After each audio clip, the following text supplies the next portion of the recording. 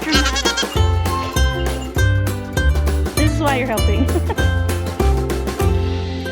Might be this one here. Hello, welcome back to Sage and Stone Homestead. My name is Heather. We're in the goat barn right now. I have a little hot toddy to grab. His family's coming to get him this weekend and I want to give him a good once over, make sure he's good to go. I think I might have seen a little bit of poo collecting on his back end, so I think I'm just going to preemptively treat him for worms. Leaving his mom, so weaning, and then moving from the farm that he's used to is going to be stressful on him. So whatever he might have on board is just going to bloom worse once he moves. So I'd like to kind of nip that in the bud before they come get him. And so let's go find the little dude. Hi, Tori. Alright. There's Molly. She's leaving soon too. There you are. Come here, sir. I need you. He is a big, handsome boy. Look at him. Gorgeous. He's gonna scrunch down because he's not used to being up here, and I imagine this see-through floor is kind of disorienting. Huh.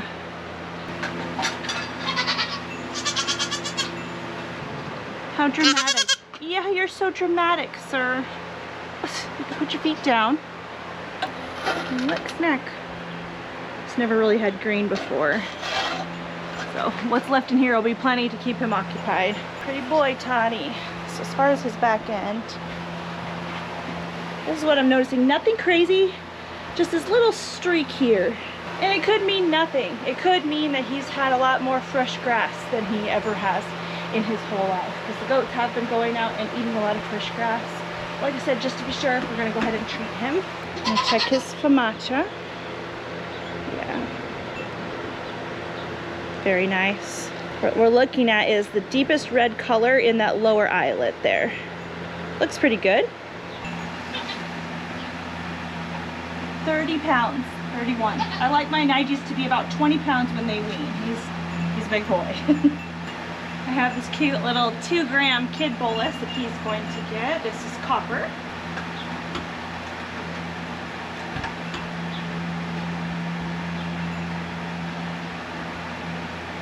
Good boy, he didn't even chew it. Very good.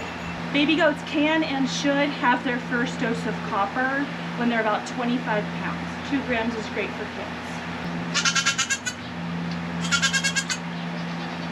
Now our adorable Toddy is going home registered. I actually already have his paperwork in. They did keep his name, so he's Sage and Stone's Hot Toddy, which I think is amazing. I love it. Actually, a lot of people are keeping the names that we gave the goats this year, their barn names. I think that's great. So he's the only one though that's ADGA registered. All the other ones that we have are mini La Manchas, so they're MDGA registered, and they aren't required to be DNA typed. The bucks and the ADGA are though. So I like to do that as part of my fee for selling the babies. I want the babies to be good to go. Like you bring them home and you can use them immediately. So I'm going to be yanking a little bit of hair from Toddy today for his DNA typing. I do have an entire video on how to do this. I'll link it below. They're getting they're blowing their winter coat, so what I'm getting is it's just so loose. Let's try back here. Okay. There we go. What I want is to make sure that I am getting some root bulb.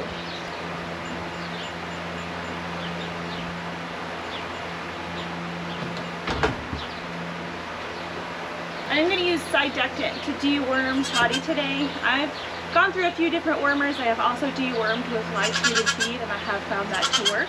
But this is expensive and it does expire, so I want to use it, get my money's worth. I'm looking at the dosage chart through Cornell University. 30 pounds, 5.4 mLs. I know. You're doing so good for it.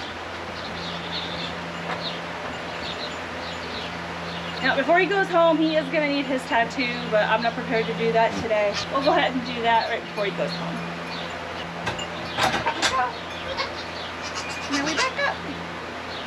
There, that's all. You did good. Oh. He's like, what just happened? Is this what abduction is? Like being abducted by aliens? I guess.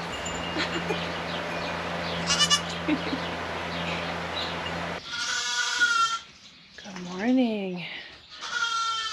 I've got the babies in the front of the nest there that I can see. She does have babies back behind her, but she just jumped in front of them. And I don't know. Have you had babies yet? No, it doesn't really look like it. I'm actually not down here to count baby bunnies yet. Obviously, I will do that. But we had some surprise wieners yesterday. I was down here doing my thing, and I noticed that Larry and Hot Toddy were extending, which means you get put in the wiener pen. Hey, Buster. Good morning. So because I took babies, I've got some mamas to milk. I know I need to milk Molly. She only had the one baby. Tizzy, yep, she's looking pretty big too, at least on one side. Yeah, I got to milk this morning. I'm usually not out here milking this early. I like to milk once a day, and usually I'll do it after lunchtime. But when I first pull babies off, I've got to get them a little bit more often. So I'll be milking twice a day for a little bit. At least these two ladies.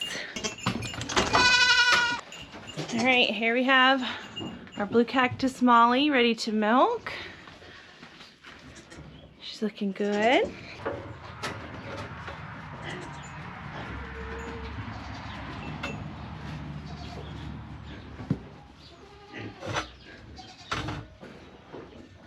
She's not super tight, which is nice. You don't really want them getting uber tight in between milking. You're just kind of risking the chance of mastitis at that point, because when they get really full, they're going to leak. At least they can. They have a lot more likelihood of leaking, especially if they lay down. And when they leak, that's when bacteria can enter. So put your foot in this pail, ma'am. She's got beautiful orifice size. Her milk comes out so well. Great udder texture.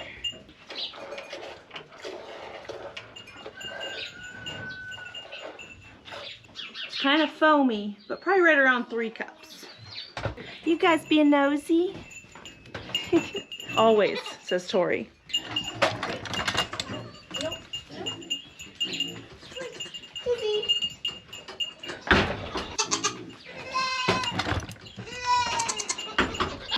And here we have Tizzy. Looks like this side is a little bit more full. Was that your side, Larry? Tizzy does still have Mooney on, because I didn't notice Mooney doing any extending, but I may go ahead and take him off soon too. I like to leave them on as long as possible, but when they start extending around the Nigerian dwarves, I have to pull them.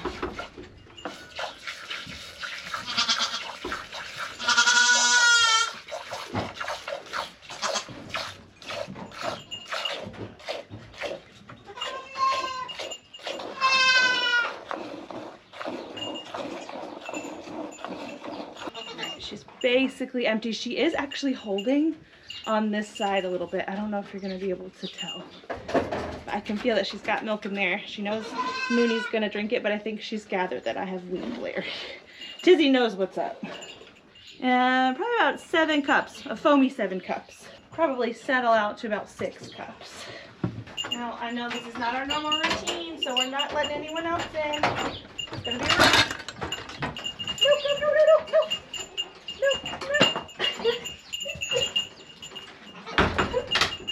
They're very eager to milk. How's it going in here? I'm watching Curly closely. There's Mooney.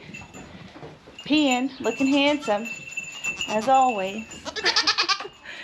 Yeah, and since I put those wieners in the wiener pen, I took the wieners from fall time out. President Snow and Kato are back in here. These guys are weathered, so they don't pose any kind of breeding risk. And I'm actually kind of hoping that they start nursing Margie. Where is she? There she is. It looks like her udder is getting fuller, so I don't think she's let them nurse. She might let them nurse.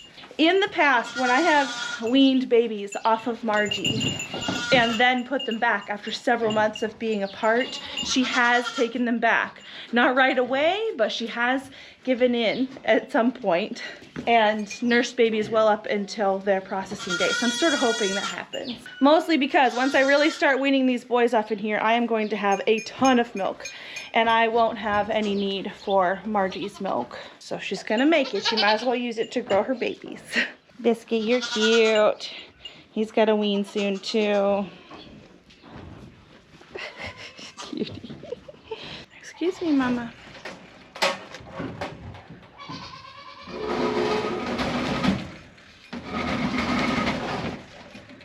All right.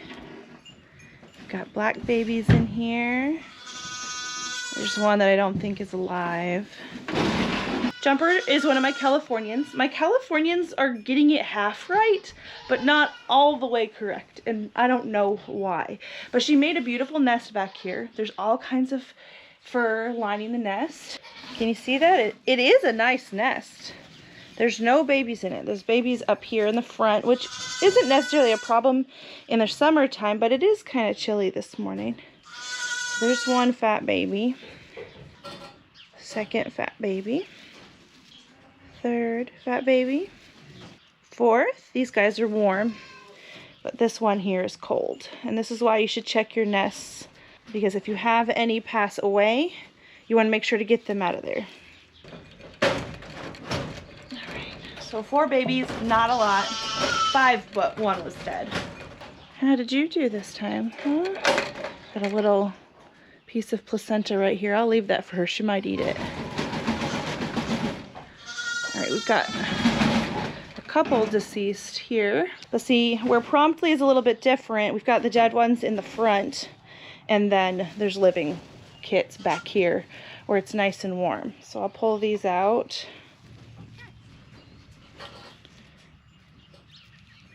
There's 1,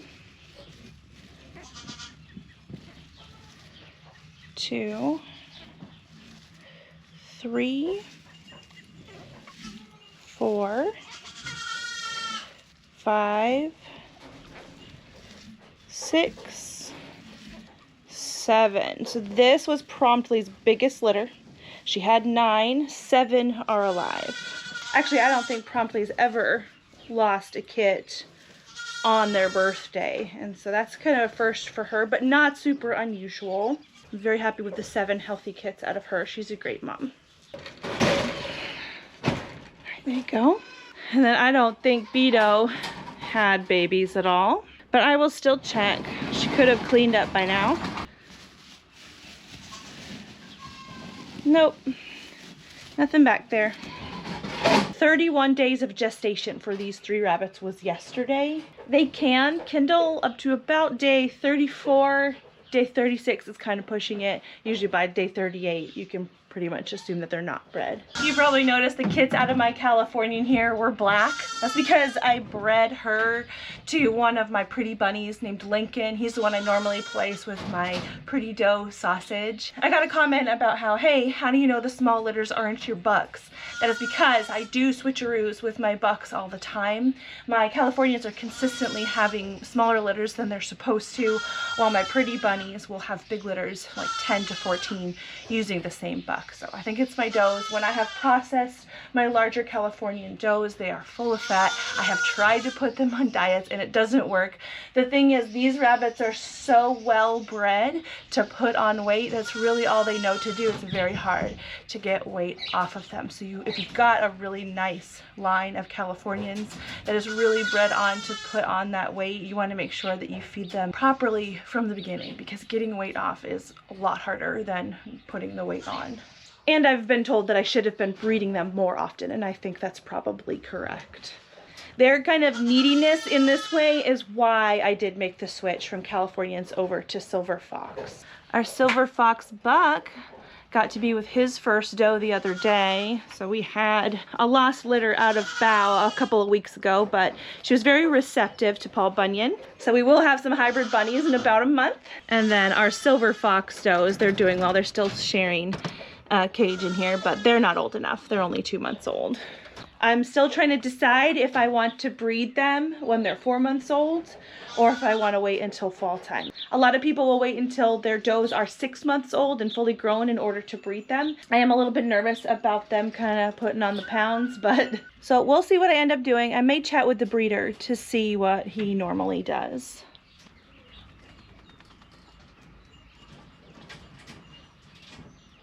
Good afternoon. We've got a garden day today. I actually did not expect my potatoes to arrive today. So this is a fun little unboxing that we get to do. You know, I'm hoping that I got the right order. What I had ordered, I think were 6 or 8 different varieties. And I thought there would be more potatoes than this. So hopefully this came out right. It's cute how it's set up. Apparently you get 3 potatoes of each, which I can cut these up and split them up and get a bigger group. Up here you have Purple Viking, all blue, Adirondack Red right here, and then Huckleberry Gold, Adirondack Blue, Yukon Gold, Rose Thin Apple, and then the banana. These are fingerling types. What I was looking at on the website looked like I'd be getting bags of potatoes, and this was, goodness, $70. I don't think I'd do this again. I thought I was getting something different, but I guess we can make it work, right? I'm gonna have to make it work. But look, you get like, look at the confetti. You get 3 of each to plant. And you can quarter them and whatever and split it up, but that was really steep. Yeah. I thought I got the wrong order. Looks like you just paid for packaging and pamphlets. Yeah, and there's a sticker in there too. Are you able to save and plant more next year? Yes, you are. But but still, I feel like we're not really, if we do that, we're really not gonna be able to eat very many. Right. Oh, okay. It says important potato tip. I didn't know this. Don't plant cold dormant seed. Play it safe and plant your seed potatoes only after sprouts have begun to emerge from the tuber eyes. Sprouting is proof that tubers have broken dormancy and are ready to grow. That is a good tip. It says, upon arrival, open the package, inspect the seed potato tubers. If it will be more than 2 weeks before you can plant, remove the tubers from their paper sacks. That's what I expected, was the paper sack. And store in a cool place. It may take a week or longer for the sprouts to emerge from the eyes. Okay. I wish that was a little more exciting. Hopefully our harvest is exciting. So what I'm having Levi help me with today is starting to fill the lane raised beds. This is where I'm going to grow my frost tender things this year. A lot of them will be vining things, so we'll have some more trellising to stick out here eventually. But right now we're filling, and as you can see, what I have down here is just hay. It's literally on top of the ground. There is some weed fabric under here with hay on top. We're putting this more dense soil on top, and I'm going to be mixing in some barn clean out from underneath my rabbits with this denser soil, and then I have a little bit of a finer soil to add to the top that I'll be planting in. I expect there to be quite a lot of settling this year too. Yeah.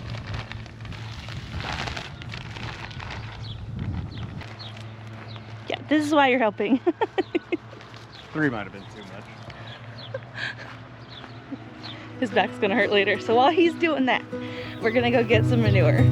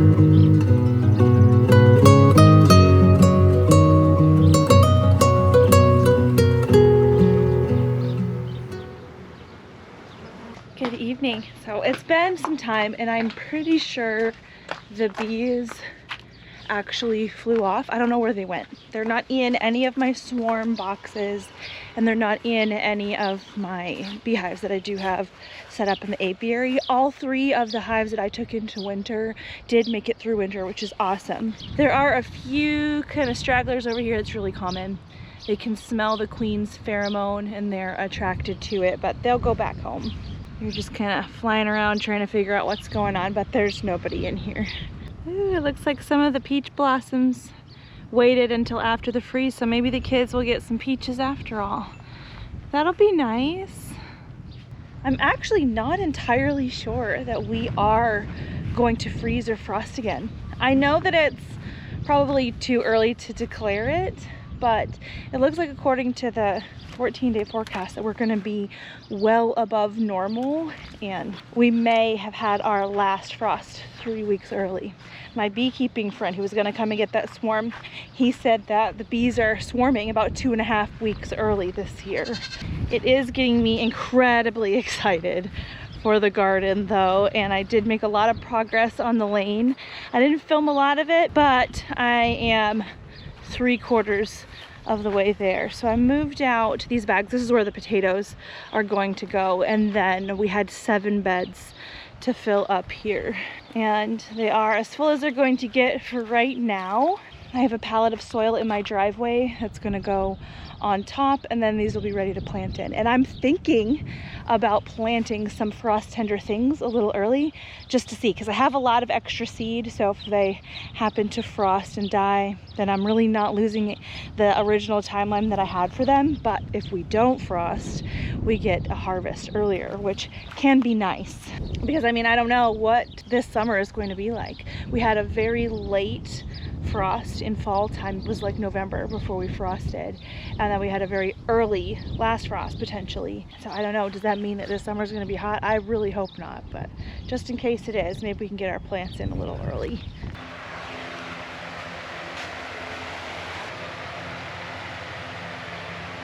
Here's a little update on the plants that I started. Here's all the tomatoes. The Belgian Giant, Dr. Witchies. I have some peppers here, Javarskis and pimentos. I had planted lilac bell peppers. This is the 2nd year that I've tried to plant these seeds. I think there's something wrong with that seed. But I've got quite a few peppers here. And I have a viewer that told me that there's a pepper that's a really good spice pepper. They said if I like the habanada, then I'll like this pepper. And so I did order some of the seeds. They'll be here soon. It is going to be a little bit late-ish to plant seeds, but I may actually grow it here in the greenhouse and see how far I can take it into winter. We'll see. But yeah, these tomatoes are getting pretty big, and I didn't start them in my biggest start pots that I have. They look like they have a little bit of time before they're ready to move on. I haven't decided if I will plant these out on the lane early or if I will wait. I do have time and I can up pot them while I decide, but for right now they look okay.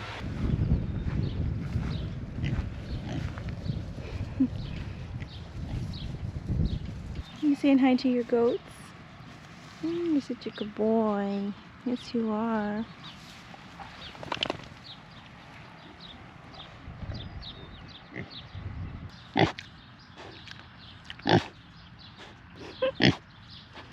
Oh, Lufa, you crazy. Yeah.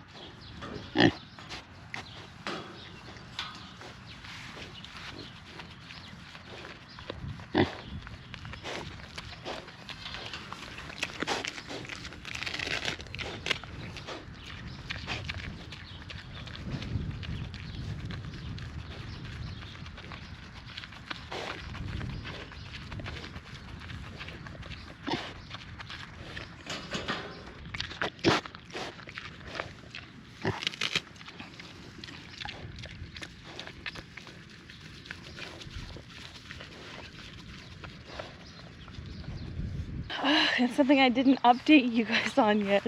So we had a rabbit that we were waiting on to kindle, and she did. It's definitely the time of year to get the shade cloth down for the rabbits, so that's what this is.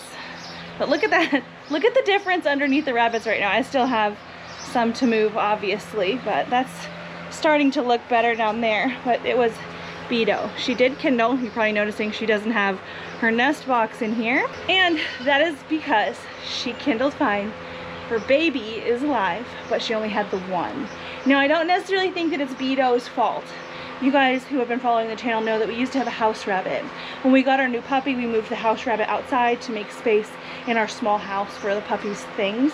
Anyway, we moved him outside, and because of that, he lost weight, which was actually really good for him. I had been attempting to use our house rabbit in our breeding program, but he just had gotten so fat that he couldn't breed. This was his first breeding since putting him outside and him losing quite a bit of weight. So the one kit was probably because of him and not the fault of Vito. But I did move her one kit over here with jumpers. Since she had the 4, she's got the ability to nurse 5, that's for sure.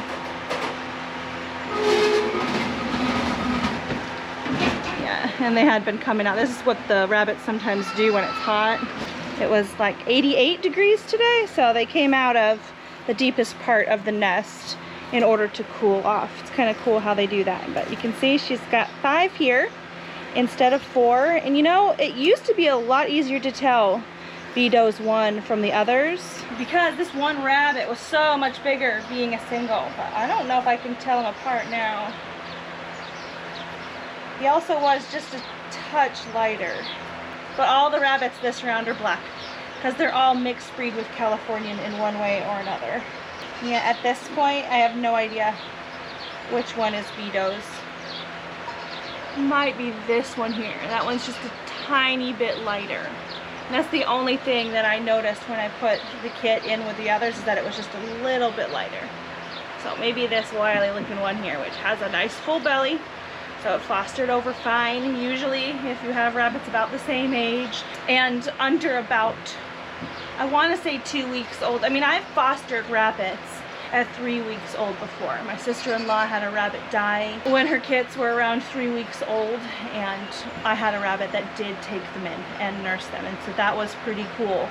But in general, the mama rabbits actually will take foster kits just fine. You just stick them in the nest and she'll nurse them just like they're her own. I think it's this one. In any case, it's being well taken care of, and then I can rebreed her a little bit sooner, which I will do.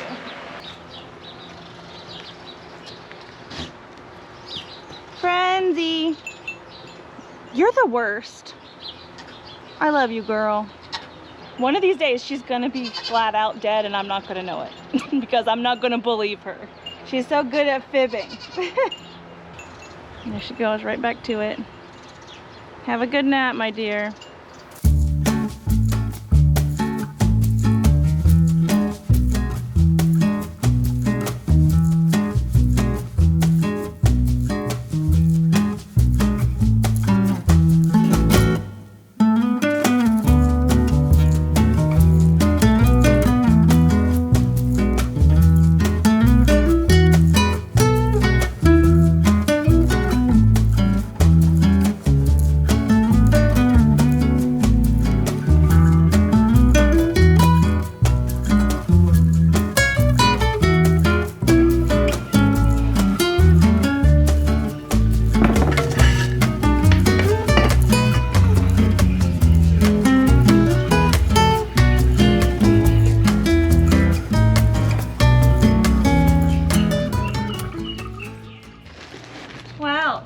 Good afternoon. It has actually been about 2 days since I picked up the camera.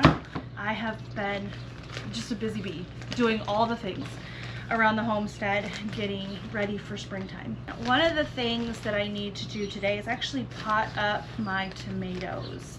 I considered, because of how warm it's been, putting them out on the lane just instead of potting them up, just throwing them out. But it turns out that we are getting, I think it's supposed to be 34 this Friday night, so the day that this posts. And that is a little bit too close for comfort because we live in kind of a low spot of the surrounding area. Really anything around 38 or below we can absolutely frost, and so it's not worth the risk. I'm going to go ahead and pop these tomatoes up. It'll give them at least another month of time for me to wait out and make sure that we are done with our frosts and freezes, and it will allow them to also stretch their roots and continue growing. I actually noticed that some of these cells weren't even all the way full. So these guys definitely need some more nutrients. Right now I'm not seeing any obvious signs of them needing nutrition, but that's good. We're getting ahead of it. Just a couple of days ago, we didn't have anything close to freezing on the forecast, but how quickly things can change.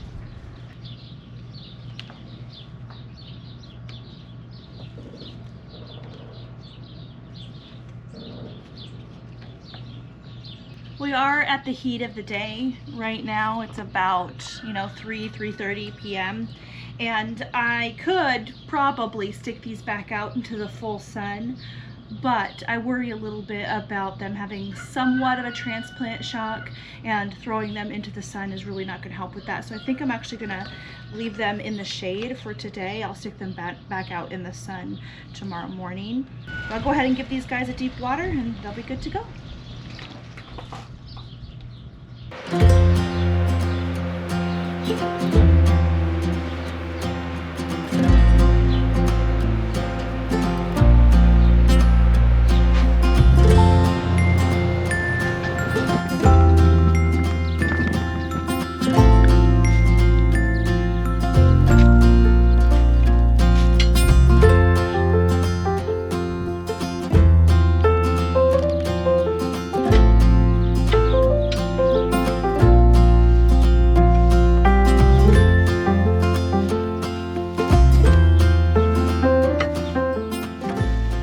This area right here is the exact area where I got kind of distracted yesterday. It was kind of funny. I came out, was just gonna do a little bit of weeding, and before I knew it, 3 hours had gone by.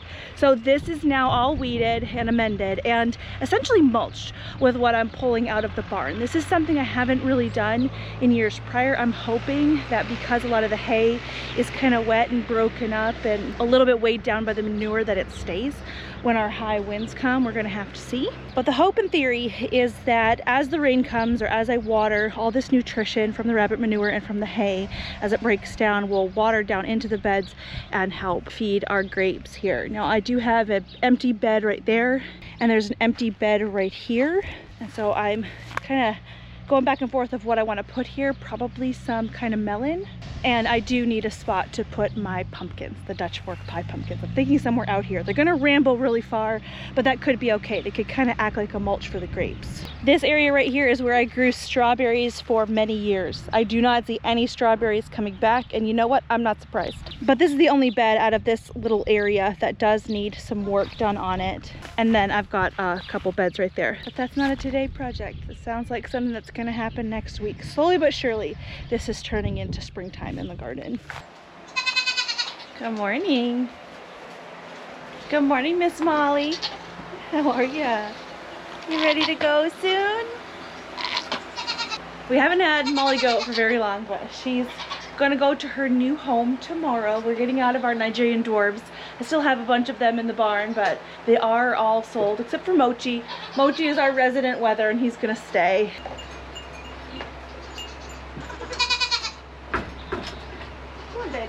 Nope, this side.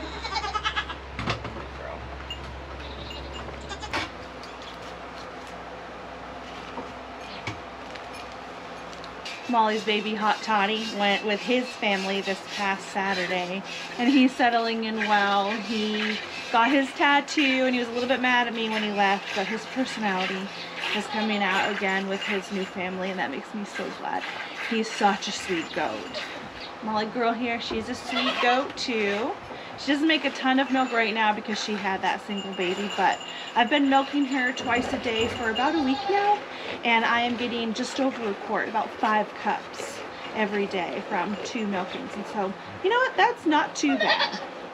Blue Cactus Molly here does come from a line of goats that have their milk stars, and if her new owner wants to get her milk tested, she will be, I think it might be a 4th star milker, something like that. She'll at least be in the line though. Her mama Mia, that's funny, her mama Mia has her milk star.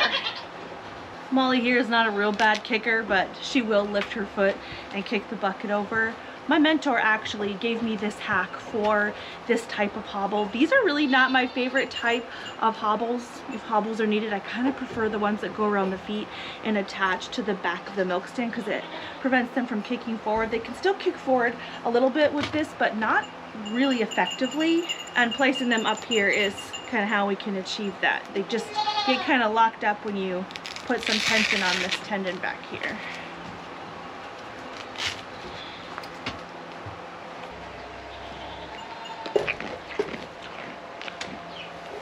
How goes it out here?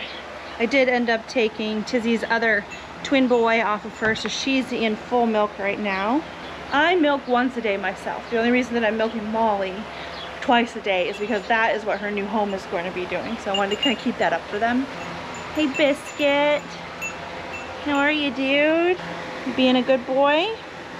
Got a few in our wiener pen now. It's Larry, Curly, and Mo hanging out in the wiener pen. I need to let them out today. I haven't trained them to the electric fence, so I've been holding off. I really wanted them to get used to this as home base so that when they encounter the electric fence, they kind of know where to run to safety. Because I have Tizzy in full-time milk now, I am drying off Margie. Margie kidded in fall time, and she's got her babies out here with her. This is one of them. They have been weathered, but I've been keeping a close eye on her udder. It is shrinking down. I've been pulling her up on the stand, getting my hands on her udder, making sure it's not super rock hard or hot or leaking, anything like that. She's drying up beautifully. How's it going, Spunky? She's assimilating well. And of course, we've got Tatanka. Cute little Tonka. Got her udder all to herself. Oh, you guys. Who have you got, Grandma Christine? Do you have a Fable with you? Hey, Fable. Hey, girlfriend. We've disrupted her nap. Are you enjoying your morning massage, Elpis, huh? Is that good?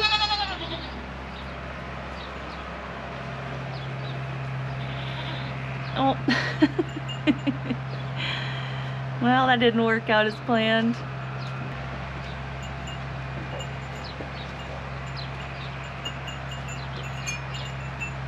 Well, it's about time for me to wrap this video up. Obviously, I have a lot more to do because nothing slows down here this time of year. Levi just processed about 15 rabbits this past Monday, so I've got to put those away. I have a couple pelts that I want to deal with. I am going to make some more dog treats out of the ears and feet, and of course I've got lots more to do on the lane to get ready for planting. So I'm going to go ahead and start my day. I'll see you guys again soon.